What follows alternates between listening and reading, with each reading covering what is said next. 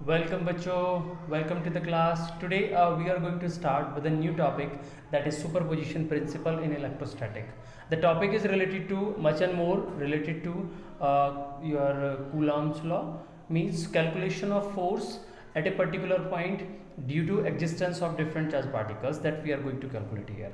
So superposition principle, देखिए superposition waves के case में भी होता है, means intermixing of the energy when one wave falls on another wave, means total effect हम देखते हैं। और ऐसा ही सुपरपोजिशन मीन्स ऐसे ही इंटरमिक्सिंग यहाँ पर होनी है फोर्सेस की। सपोज कैसे हम समझे इस बात को, let us consider a force. हम एक यहाँ पर कोऑर्डिनेट सिस्टम बना लेते हैं रेफरेंस के लिए। हम यहाँ पर ये एक्स कोऑर्डिनेट है, ये वाई कोऑर्डिनेट है। तो एक चार्ज पार्टिकल हम मान लेते हैं जो इस पोजीशन पर यहाँ पर लोकेटेड है। Say this is Q naught. Q naught is the test charge particle, ठीक है। तो इस तरीके से हमने यहाँ पर बनाया, इसको थोड़ा सीधा कर देते हैं, अच्छा लगेगा, राइट नाउ, ठीक है, अब ठीक है, ठीक है। तो ये आपके पास क्यू नॉट है। दूसरा इसके नियर में कोई चार्ज यहाँ पे यहाँ पे लाई करता है, दूसरा एक और चार्ज लाई करता है, से इट इज Q1। एक और थर्ड चार्ज लाई करता है, से इट इज Q2। सो इन दोनों चार्जेस की वजह से इस पर कितना टोटल फोर्स लगेगा, या फिर ऐसे ही n नंबर ऑफ चार्जेस हों इसके चारों तरफ, उन सब की वजह से कितना फोर्स लगेगा, हम दो की वजह से निकालेंगे और सिमिलैरिटी बोलकर हम टोटल नेट ऐड कर लेंगे सभी के लिए, ठीक है। तो अब हम ये देख लें सबसे पहले कि ये जो पॉइंट, ये जो चार्ज है वो ओरिजिन की रिस्पेक्ट में कितने डिस्टेंस पर है। तो से इट इज, यहाँ से यहाँ तक का डिस्टेंस आप ये कह सकते हैं, take it as r0 is the distance, ठीक है। उसके बाद इस पार्टिकल का डिस्टेंस और इस पार्टिकल का डिस्टेंस भी यहाँ से ले लीजिएगा, means these are the kind of position vector आप कह सकते हैं जो पोजीशन को बता रहे हैं। तो ये मान लीजिएगा r1 पोजीशन वेक्टर है, ये r2 पोजीशन वेक्टर है जो इनको रिप्रेजेंट करता है, या कह दीजिएगा ओरिजिन से इनका पर्टिकुलर रेफरेंस पॉइंट है, मींस ओरिजिन के रेफरेंस में इनका कितना क्या पोजीशन है, that is r1 and r2। Q2 Q0 पर फोर्स लगाएगा तो इस डायरेक्शन में लगाएगा, बेसिकली इनका लाइन ऑफ ज्वाइनिंग ये है, तो लाइन ऑफ ज्वाइनिंग के अलोंग ही तो फोर्स लगता है। दो चार्जेस के बीच में फोर्स किधर लगेगा, ये इनका लाइन ऑफ ज्वाइनिंग है, तो लाइन ऑफ ज्वाइनिंग के अलोंग फोर्स किधर लगेगा, इधर लगेगा भाई साहब। तो किस पे लग रहा है, नॉट पे लग रहा है, किसकी वजह से, 2 की वजह से, ये डायरेक्शन हो गई। ये वाला इन दोनों के लाइन ज्वाइनिंग का देखिएगा क्या क्या फंडा है, इन दोनों की लाइन ज्वाइनिंग ये है, तो इस डायरेक्शन में जो फोर्स लगेगा वो क्या होगा आपके पास, F नॉट पे लग रहा है, ड्यू टू 1 लग रहा है। So these are the two forces. Now we are to calculate the net force. तो एक फोर्स आपके पास आया F01, एक फोर्स आपके पास आया F02, ठीक है। जब भी हम कूलम्ब्स फोर्स की बात करेंगे हमें दो चार्जेस पता होना चाहिए, पहला चार्ज ये है, दूसरा चार्ज ये है इस फोर्स के लिए, इस फोर्स के लिए first charge and second charge, and this is the separation in between them. तो इस सेपरेशन को 2 से नॉट की तरफ हम इसको कैसे भी लिख लीजिए, आपको लिखना है यहाँ पर हम लिख लेते हैं R2 नॉट, 20 नहीं है ये, R2 नॉट यहाँ पर हमने। So this is the unit vector that we have already written in this direction। ये इस डायरेक्शन में एक्ट कर रहा है 2 से नॉट की तरफ, ठीक है, और ये 1 से नॉट की तरफ ये इस डायरेक्शन में एक्ट करेगा। ये मैंने डॉटेड ऐसे ही बना दिया है, कोई कंफ्यूजन नहीं होना कि भाई डॉटेड क्यों बनाया अलग से। तो ये R2 not, R1 not, R1 से नॉट की तरफ जो यूनिट वेक्टर है वो इस डायरेक्शन में होगा। ये 10 और 20 नहीं है, ठीक है, हम 20-20 नहीं खेल रहे हैं, ये बेसिकली नॉट है और ऊपर आपके पास 1 है, 1 एंड नॉट। उसके बाद बेटा ये यूनिट वेक्टर्स हो गए। नाउ लेट अस राइट, देखिए मैग्नीट्यूड तो इसका इसके बीच का सेपरेशन होगा और मैग्नीट्यूड इसका इसके बीच का सेपरेशन होगा, लेट अस। और एक चीज और, यूनिट वेक्टर्स को हम कैसे लिखते हैं, 2 नॉट की अगर मैं बात कर रहा हूँ, ठीक है, तो ये बेसिकली हम कैलकुलेट करेंगे R2 not vector and divided by R2 not vector का मैग्नीट्यूड, ठीक है, ऐसे हम कैलकुलेट करेंगे। और जिसको हम लिखेंगे R नॉट, देख लीजिए इसको हम कैसे लिखेंगे, ये हमने 20 लिखा है, तो this it would B R not minus R2 ऐसे लिखेंगे, divided by R not minus R2 and the square not square कहाँ पर आ गया, ठीक है, कुछ भी बोल देते हैं ऐसे, मतलब तो R नॉट माइनस में R2 ये आपके पास आएगा। इस तरह से हम इन फॉर्मेट्स को लिखेंगे। इसमें कोई कंफ्यूजन आपको नहीं होना चाहिए, ठीक है। सिमिलरली हम बात करते हैं R1 के लिए, तो 2 को 1 से रिप्लेस कर दीजिएगा, आपके पास फॉर्मेट ये होगा। Now what superposition principle says that F total force on a particle on a charge particle, तो total force on a charge particle, यहाँ पर जो Q1 है, ठीक, सॉरी Q0 है, charge particle Q0 is given by F is equal to the vector sum of the forces exerted by all the charges to that particular charge. तो यहाँ पर देखिएगा नॉट पर लगाया 1 की वजह से, तो ये आया आपके पास, नॉट पे लगा 2 की वजह से, तो ये आया आपके पास, ठीक है। तो इसी तरीके से हम इसको जनरलाइज लास्ट में कर लेंगे, पहले 2 के लिए कैलकुलेट कर लेते हैं। तो ये आपके पास आया, इसको हम कैसे लिख सकते हैं, K, this is K, Q0, charge एक आपके पास Q0 है, एक आपके पास Q1 है, and divide by the separation in between them. Separation को हम अब आप देख लीजिएगा किस तरह से इस फॉर्मेट में लिखना चाहते हैं। सेपरेशन हमारे पास, मैं डायरेक्ट ही इसको वेक्टर फॉर्म में लिख रहा हूँ, जो कोई कंफ्यूजन ना हो, तो मैं यहाँ पर इसको ऐसा लिख देता हूँ बेटा, ये हमारे पास आया R1 नॉट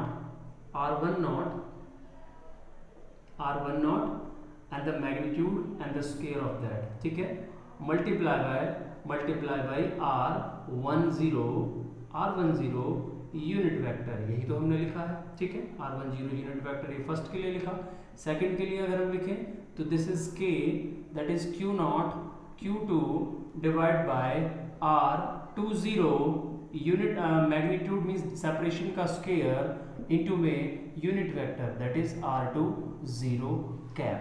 इस तरह से हमने लिखा। जो कॉमन टर्म से कॉमन ले लो, वो तो लेनी ही है आपको कॉमन, तो K Q0 यहाँ से कॉमन आ जाएगा एक्सप्रेशन से, आपके पास बचेगा Q1 डिवाइडेड बाय, इसको हम ऐसा लिख सकते हैं जैसा उधर बताया हुआ है, तो R0 vector minus R1 vector and the magnitude of that, ठीक है, समझ रहे हैं।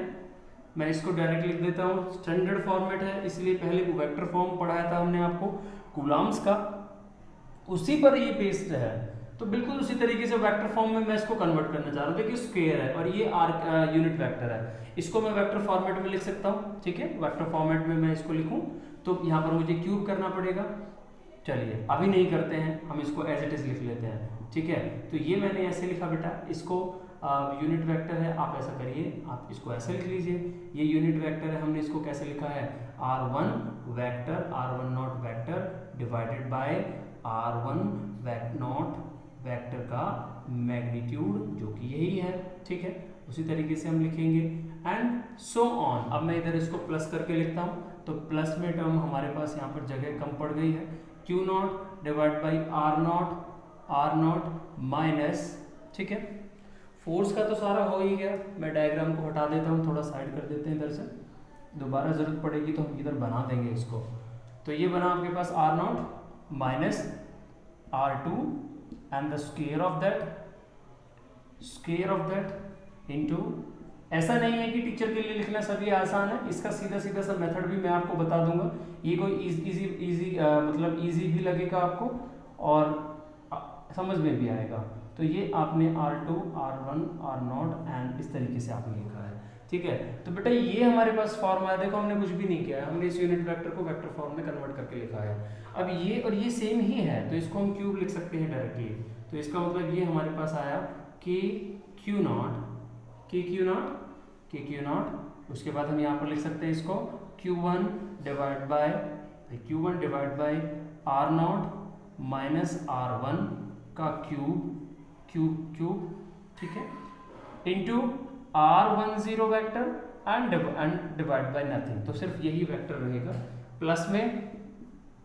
इसी तरीके से Q2 divide by R0 minus R2 vector, ठीक है, and cube of that multiply bye R0 vector minus R2 vector. ये R1 नॉट वेक्टर बेसिक आपने लिख दिया, हम इसको ऐसे स्टैंडर्ड फॉर्म में भी लिख सकते हैं, मीन्स मैं इसको अगर लिखना चाहते हैं हम इसको R0 माइनस R1, देखो घुमा फिरा के वही चीज़ें हैं, इस तरीके से हम इसको लिख सकते हैं, ये हमारे पास फॉर्मेट हो गया। तो ये बेटा दो चार्जेस के लिए था, if there are two charges, if there are many charges तो कैसे हम बात करेंगे इसको, किस तरीके से हम लिख सकते हैं, बहुत सिंपल सा है। देखिएगा हम ये टर्म्स को n चार्जेस के लिए बढ़ा सकते हैं, दैट आर नॉट, देखिए सिमिलरिटी देखिए आप इसमें क्या है, R naught minus R one, R naught minus R one, R naught minus R two, are naught minus R two. तो तीसरा चार्ज लेंगे तो are naught minus R three, Q three divide by R naught minus R three हो जाएगा, R three हो जाएगा, cube हो जाएगा, R naught minus R three हो जाएगा। फोर्थ चार्ज है तो are naught minus r four का cube and r naught minus में r two, are naught minus में आर फोर हो जाएगा एंड सो ऑन। और nth चार्ज की अगर हम बात करें, फॉर nth चार्जेस में अगर मैं इसको एक्सपेंड करूं तो ये देखो सुपरपोजिशन प्रिंसिपल यहाँ से एक्सपेंड हो जाएगा, इसको मैं ऐसे लिख सकता हूँ बेटा, plus and so on, plus ये बना f0 nth charge particle and the sum of that, ठीक है। इसको मैं लिखूँ एंड सो ऑन, प्लस ये बनेगा आपके पास k q not q n divide by r n not and the magnitude of that, ठीक है, and square of that multiply by r n naught unit vector। इस तरीके से ये हमारा टोटल फोर्स बनेगा, ठीक है भैया। ये nth पार्टिकल के लिए लिख दिया। अब इसी तरीके से मैं इसको nth पार्टिकल के लिए बढ़ाऊं तो ठीक है, ये nth पार्टिकल के लिए भी आ जाएगा। तो क्या टर्म आएगी, qn, it would be qn divide by R naught minus में आर एन, इसका होल क्यूब इंटू क्या आएगा बेटा, देखिएगा ये क्यूब है ना, ये स्क्वायर है, क्यूब हमने नीचे लिखा है, कोई बात नहीं, ये स्क्वायर वाली टर्म में हम लिख देते हैं एक बार और, स्क्वायर ये लिखा जाएगा आपके पास यहाँ पर R N naught vector divided by R naught minus में आर एन, ठीक है। ये हमारे पास एक और मैग्नीट्यूड यहाँ पे आ गया। तो क्यूब की फॉर्म में लिखेंगे तो एक फॉर्म टर्म और बढ़ जाएगी यहाँ पर, आपको समझ में आ रहा होगा। तो ये हमने जब कॉमन ले लिया था उसके बाद हमारे पास क्यू एन बचा, ये R naught minus R N का क्यूब यहाँ पर बनेगा, उसके साथ ये वाला वेक्टर आएगा that is R naught vector minus R N vector, ठीक है। तो ये आपके पास अल्टीमेट टर्म बचेगी जिसको हम इजीली एक्सप्लेन कर सकते हैं in terms of superposition principal.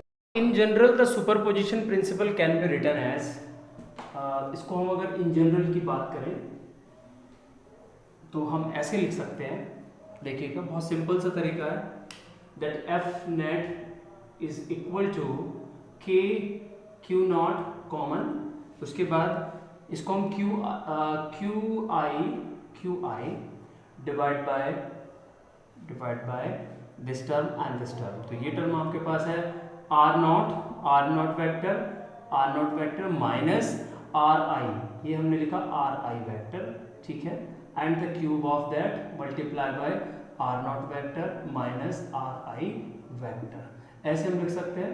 और इसको थोड़ा सा और हम चेंज कर देंगे, F is equal to sigma I is equal to 1 to n। तो ये nth टर्म तक, nth टर्म्स के लिए हमने एक ही फॉर्मूला लिख दिया, ये I लिख दिया इधर, ये I लिख दिया, ये I लिख दिया। 1 पुट करेंगे तो फर्स्ट टर्म आ जाएगा, 2 पुट करेंगे तो सेकंड टर्म आ जाएगा, 3 पुट करेंगे तो थर्ड आएगा, n पुट करेंगे तो nth टर्म आ जाएगा। इस तरह से हमने इसको जनरलाइज कर दिया, ठीक है। और सबसे सिंपल तरीका इसको लिखने का शुरू में ही हमने आपको बता दिया था, जिसमें हमने बात की थी, आप सीधा से इसको यूनिट वेक्टर के फॉर्म में आप लिख दीजिए, जो हमने ऐसा लिखा था, sigma i is equal to 1 to n and k Q naught q I divide by, ये आप कुछ भी मत लिखिएगा, ये सिर्फ आप मैग्नीट्यूड लिख दीजिएगा, जो r और i के बीच का डिस्टेंस है, r नॉट i, ठीक है, this is the magnitude and the square of that multiply by r naught I and the unit vector of that. This is the simplest form by which we can represent superposition principle. Did you got it? Yeah, ये आपको समझ आ गया होगा बहुत easily.